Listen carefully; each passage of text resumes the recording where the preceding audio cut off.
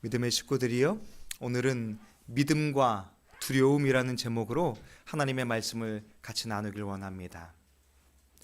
아브라함의 삶과 이삭의 삶이 참 비슷하다라는 것을 오늘 본문을 통해서 볼 수 있습니다. 아브라함도 그의 아내를 누이라 했다가 큰 고초를 2번이나 겪었잖아요. 그런데 오늘 이삭 역시도 그의 아내 리브가를 이 누이라고 하며 위기를 피하려다가 큰 어려움을 겪게 됩니다. 믿음으로 살아가고자 했지만 믿음의 길에 두려움이 없는 것은 아니에요. 우리가 믿음으로 주의 말씀을 따라서 이 길을 걸어가지만 그 길에는 늘 고난도 있고 두려움도 있습니다. 오늘 창세기 12장에는 아브라함이 하나님의 말씀을 따라서 본토 친척 아비의 집을 떠나 그 믿음의 길을 떠났어요. 그가 가나안 땅에 도착했는데 얼마 지나지 않아서 그가 겪어야 했던 것은 무엇일까요? 기근이었어요. 하나님의 말씀을 따라갔는데 그 길에는 기근이 있었던 거예요. 오늘 25장에서 아브라함이 죽고 이 믿음의 후손으로서 이삭이 이제 믿음의 길을 걸어야 합니다. 그런데 또 제일 먼저 겪어야 하는 것이 무엇일까요? 기근이에요.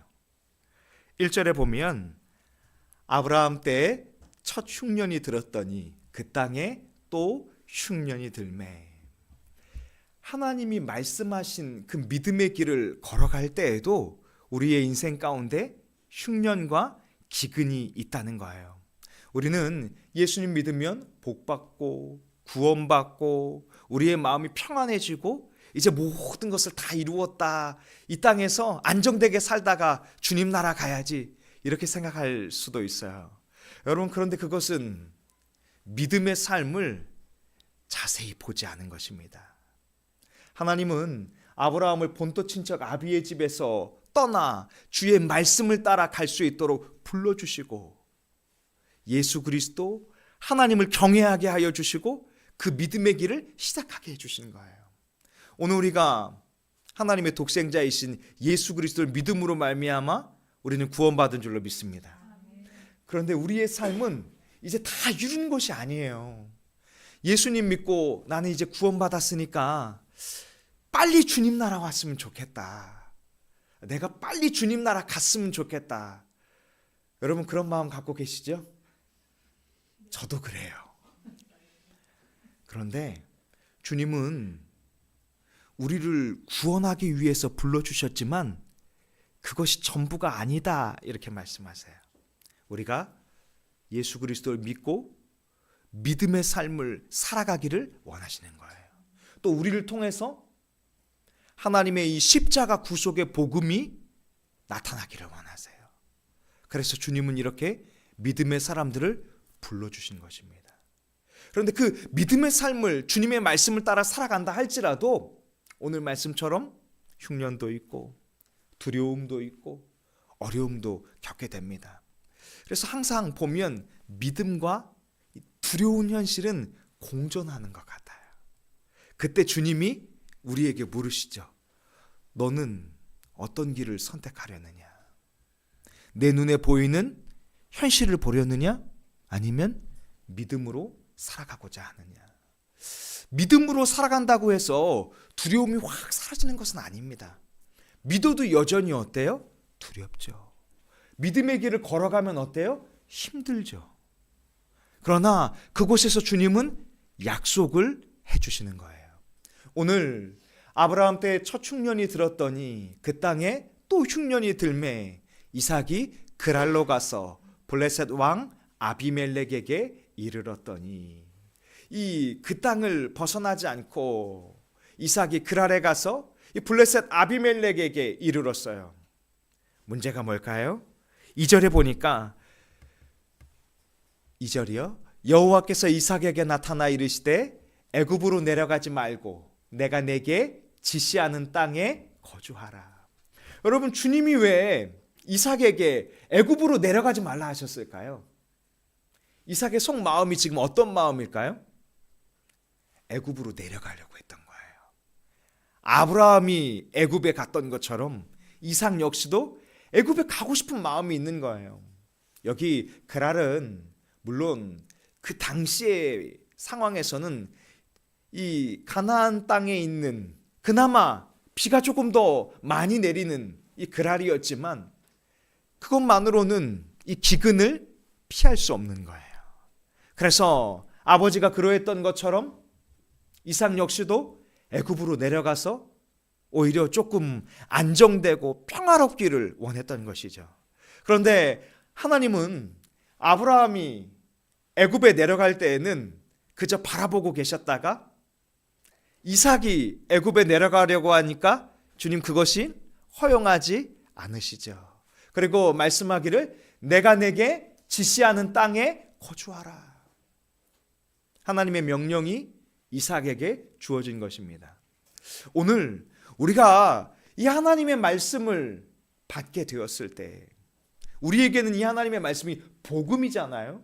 십자가 복음을 우리가 받게 되었을 때 여러분 그 복음을 가지고 살아가시겠습니까? 아니면 복음은 받았지만 나의 길을 걸어가시겠습니까? 오늘 이것을 이 말씀을 통해서 우리에게 묻고 계신 것입니다. 3절에 보면 주님은 이삭에게 이렇게 약속해 주세요. 우리 같이 한번 읽어보겠습니다. 시작. 이 땅에 거류하면 내가 너와 함께 있어 내게 복을 주고 내가 이 모든 땅을 너와 내 자손에게 주리라. 내가 내 아버지 아브라함에게 맹세한 것을 이루어. 하나님은 이삭에게 이 약속의 땅에 거류해라 이렇게 말하고 있어요. 여러분이 거류한다라는 의미 잘 알고 계시죠? 거류한다라는 것은 나그네의 삶을 살아가는 것이죠. 이곳은 우리의 고향과 본향이 아니라는 거죠. 그랬던 곳이 또 어디 있을까요? 광야가 그러했잖아요. 여러분 이스라엘 백성들이 광야에서 40년을 살았지만 광야는 이스라엘 백성들의 종착지가 아닙니다. 약속의 땅에 가야 하는 것이죠. 우리 역시도 이 땅에 살지만 이 땅이 종착지가 아닌 줄로 믿습니다. 그래서 우리 역시도 이 땅에 거류하라고 하셔서 거류하기는 해야 하지만 주의 약속을 붙든 것이지 이 땅 자체가 중요한 것은 아니에요. 주님은 이삭에게 이렇게 말씀하세요. 내가 너와 함께 있을 것이다. 네가 믿음으로 내 명령에 순종하면 내 눈에 보이는 기근이 사라지지 않고 내 눈에 보이는 두려움이 사라지지 않았음에도 불구하고 내가 나를 신뢰하고 내가 나를 믿음으로 말미암아 내가 거류하라고 하는 이곳에 거류한다면 내가 너와 함께 있어 줄 것이다. 이렇게 약속하고 있는 거예요. 믿음의 식구들이요, 우리가 이 땅에서 믿음의 삶을 살아가는 것은 우리를 구원하신 그 하나님을 신뢰하기 때문입니다. 주님이 우리와 함께해 주실 것을 약속해 주셨잖아요. 우리가 예수 그리스도를 믿으면 주님은 우리에게 보혜사 성령을 주시겠다고 약속해 주셨어요. 그래서 예수 그리스도를 믿는 모든 자는 그 심령에 하나님의 성령께서 영원토록 함께해 주시는 줄로 믿습니다. 그리고 주님은 우리에게 약속해 주셨어요. 복을 주고 내가 이 모든 땅을 너와 내 자손에게 주리라. 내가 내 아버지 아브라함에게 맹세한 것을 이루어 내 자손을 하늘의 별과 같이 번성하게 하며 이 모든 땅을 내 자손에게 주리니 내 자손으로 말미암아 천하 만민이 복을 받으리라. 여러분 이 복이 보여요, 안 보여요? 안 보이죠. 여러분 주님이 우리와 함께 해주시겠다고 약속해 주셨고 지켜주시겠다고 약속해 주셨고 우리를 인도해 주시는 선한 목자가 되어 주셔서 이끌어 주시겠다고 약속해 주셨는데 보여요, 안 보여요? 안 보이죠. 그 안 보이는 현실 속에서 두려움이 있는 현실 속에서 주님을 신뢰하는 자는 믿음으로 순종하는 것이고 주님을 신뢰하지 않으면 애굽으로 내려가는 거예요. 그런데 주님은 내가 만일 믿음으로 순종한다면 반드시 너와 함께 해줄 것이고 아브라함에게 언약했던 이 땅과 내 자손이 충만하게 될 것을 선포하고 있는 것입니다. 이삭의 눈에도 보이지 않습니다. 지금 하나님이 이삭에게 나타나서 말씀하시는 것이 이삭의 눈에 보이지 않아요. 그 땅은 이삭의 땅이 아니잖아요. 지금 당장 이삭에게는 자손이 많이 보이지 않아요. 그럼에도 불구하고 이삭이 신뢰해야 하는 것은 무엇일까요? 이때 이삭은 창세기 12장을 떠올려야 합니다. 아브라함이 애굽에 내려갔잖아요. 그런데 그곳에서 애굽 왕 바로로부터 누가 아브라함을 지켜주셨을까요? 여호와 하나님. 그 당시 애굽은 전 세계를 지배하는, 어떻게 보면 이 아브라함의 시선에서 볼 때에는 너무나 거대해 보이는 나라였을 거예요. 그 나라의 왕 바로로부터 자신의 생명을 또 자신의 가정을 보존할 수 있는 유일한 길은 하나님이 지켜주시는 거예요. 그런데 아브라함을 통해서 이삭은 간접적으로나마 하나님의 역사하심을 바라봤을 수 있어요. 우리 하나님은 애굽 왕 바로로부터 우리 아버지 아브라함을 지켜주신 분. 그러니 하나님을 경외하고 하나님을 신뢰해야 하겠다. 바로 그것을 바라봐야 하는 것입니다. 오늘 창세기 26장 3절 4절의 약속은 먼저 누구에게 주어졌던 것이죠? 아브라함에게. 그 아브라함에게 주어진 약속이 지금도 이 아들 이삭에게 유효하고, 내가 믿음으로 살아간다면 너의 자손에게도 이 언약이 계속해서 유효하다. 그리고 이것은 하나님의 놀라운 구속사를 이루는 과정이다. 하나님의 놀라운 역사가 있다. 이것을 바라보기를 원하고 있는 거예요. 여러분, 우리가 이 땅을 살아가면서 어떻게 살아갈까? 왜 살아가야 할까? 내 자신만 보고 우리의 가정만 보면 사실 살 의미를 못 느낄 때가 참 많이 있습니다. 이렇게까지 힘들게 왜 살아야 하지? 이렇게까지 힘들게 왜 수고하며 살아야 하지? 남는 것이 무엇이 있을까? 이런 생각이 우리의 마음 가운데 풀화살처럼 쏟아질 것입니다. 그때 우리는 우리를 부르신 하나님의 목적을 깨달아야 돼요. 오늘 이 말씀을 이삭에게 하신 이유가 무엇일까요? 지금 이삭아, 너는 그냥 단순히 이삭이 아니라 하나님의 언약을 이루는 구속사적인 관점에서 너는 약속의 씨야. 너를 통해서 천하 만민이 복을 받아야 해. 너를 통해서 믿음의 계보가 이루어져야 해. 그 하나님의 구속사와 하나님의 언약을 바라봐야 해. 너는 그냥 너의 것이 아니라 너의 주인이신 하나님이 너를 통해서 무엇을 이루고자 하는지 그것을 바라봐야 해. 이것을 주님이 오늘 이 말씀을 통해서 이삭에게 하고 계신 거예요. 여러분, 우리는 이 말씀을 통해서 무엇을 바라봐야 할까요? 저는 아무것도 아닌데요. 제가 할 수 있는 것은 없는데요. 저는 목사도 아니고 저는 선교사도 아닌데요. 여러분, 그렇게 생각하신다면 우리를 향한 하나님의 시선을 아직 온전히 바라보지 못하신 거예요. 여러분, 우리는 주님이 구원하기 위해 부르신 것은 맞지만 우리를 부르신 그 부르심은 단순히 구원 하나로 끝나지 않아요. 우리를 통해서 하나님의 나라가 이루어지고 우리를 통해서 하나님의 뜻을 이루기 위해서 우리를 불러주신 거예요. 그래서 오늘 이 말씀은 여전히 우리에게도 유효한 줄로 믿습니다. 여러분, 아브라함에게 주님이 너는 복이라 하셨잖아요. 왜 그럴까요? 그가 축복의 통로가 되어서 천하 만민이 그로 말미암아 복을 얻게 되리라. 이 이스라엘을 향한 언약, 이것은 혈통적 이스라엘을 넘어서 참 이스라엘인 우리가 주님의 복의 통로가 된 줄로 믿습니다.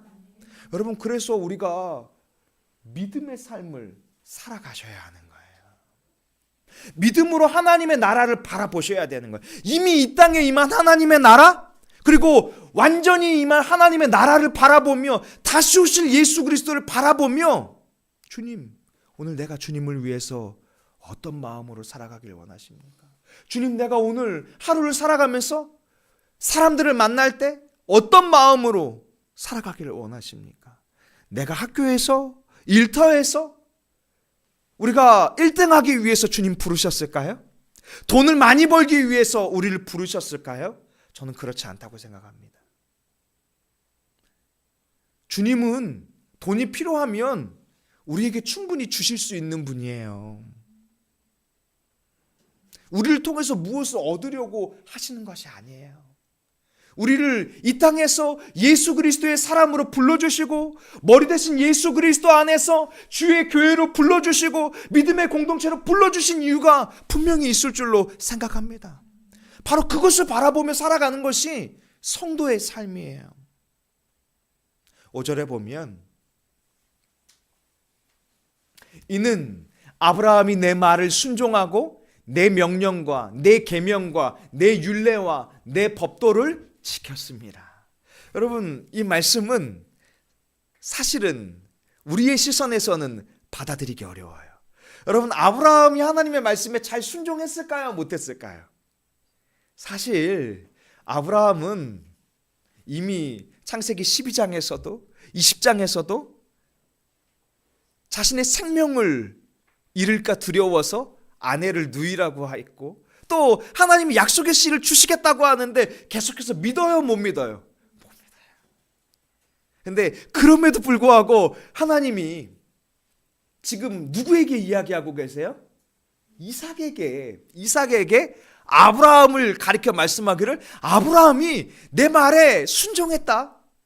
내 명령, 계명, 율례, 법도를 지켰습니다. 여러분, 율법이 지금 있어요, 없어요?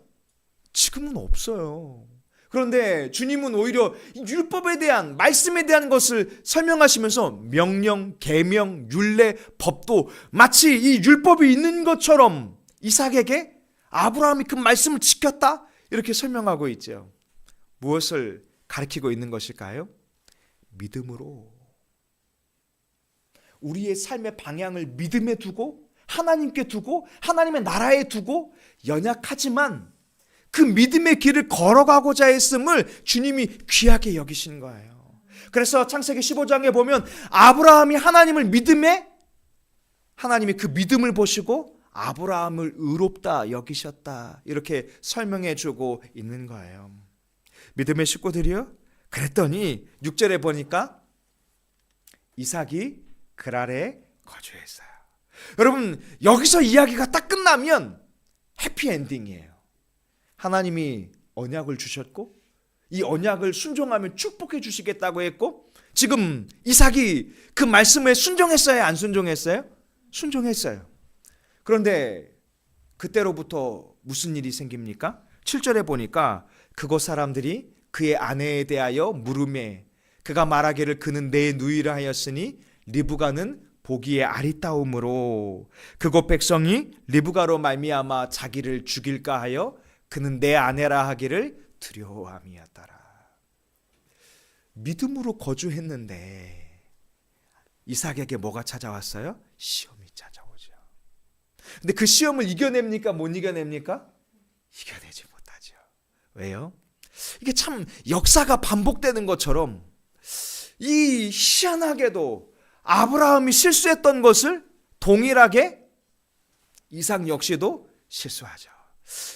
그래서 가끔 부모님들이 자녀들을 향해서 좀 세게 훈육하는 이유도 거기에 있는 것 같아요. 내가 실수했던 것을 네가 되풀이하지 말았으면 좋겠어, 이런 마음이 있는데 그게 통할까요, 안 통할까요? 안 통합니다. 여러분, 우리가 아무리 얘기해도 통하지 않아요. 이 아이들도 광야를 겪어야 되는 거예요. 이 아이들도 고난의 터널을 지나가야 되는 거예요. 우리의 마음속에서는 이거 안 겪었으면 좋겠어, 인간의 본능으로 반응하지 않고 믿음으로 반응했으면 좋겠어, 이렇게 생각하지만 현실은 어때요? 현실의 두려움 속에서 이 아이들이 부딪히며 믿음의 씨름을 해나가는 거예요. 근데 역시나 이삭 역시도 두려워하여 그렇게 행하지 못하지요. 그런데요, 여기 이 26장 이 7절에 보면요, 이런 표현이 있어요. 그곳 백성이 자기를 죽일까 하여 두려워함이더라. 여러분, 이삭이 누구를 두려워했어요?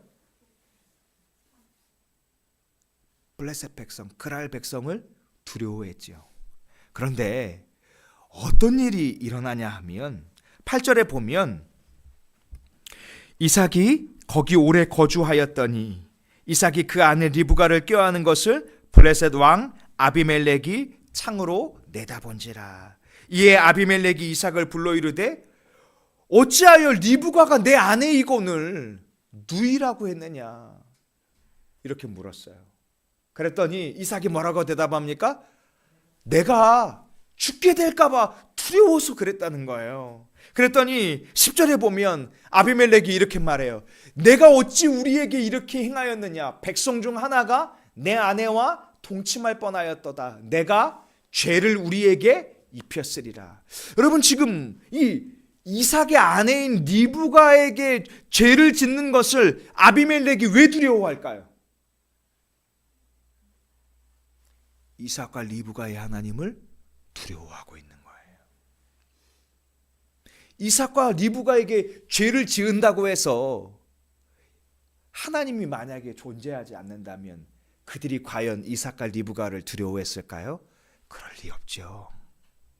근데 오늘 이 말씀이 우리에게 가르쳐주고자 하는 인사이트가 무엇입니까? 우리는 고작 그곳 백성 사람을 두려워하는데 그 블레셋의 왕은 뭐예요? 우리 뒤에 계신 여호와 하나님을 두려워하고 있는 거예요. 믿음의 식구들이요, 이 말씀에 근거한다면 우리는 사람을 두려워할 이유가 있을까요? 없을까요? 없습니다. 왜요? 우리의 주인 되신 여호와 하나님이 우리의 구원자 되시고 우리의 보호자가 되어 주셔서 우리를 지켜주실 줄로 믿습니다. 아비멜렉이 11절에 이렇게 선포해요. 이에 모든 백성에게 명하여 이르되 이 사람이나 그의 아내를 범하는 자는 죽이리라. 여러분, 지금 이 말씀을 지나가면서 하나님이 이삭을 정죄하는 표현이 있어요, 없어요? 없죠. 오히려 12절에 보면 여호와께서 복을 주셨다, 이렇게 말하고 있어요. 하나님의 시선에 이삭의 불완전함이 보였을까요? 안 보였을까요? 보였죠. 이삭의 연약함이 보였죠. 그런데 하나님은 그를 정죄하는 것이 아니라 연약함 속에서 하나님을 믿고 믿음으로 순종하고자 그곳에 머물렀던 이삭을 보호하기 원하시는 거예요. 믿음의 식구들이요, 오늘 우리가 믿음으로 살아갈 때 하나님은 우리를 보호해 주실 줄로 믿습니다. 우리가 연약할지라도 믿음으로 순종하고자 씨름한다면 주님은 우리의 연약함을 판단하고 정죄하는 분이 아니라 우리를 보호하시고 약속의 길로, 믿음의 길로 인도해 주실 줄로 믿습니다. 그 주님을 바라보며 살아갈 수 있는 저 우리 식구들이 되기를 원합니다. 기도하겠습니다.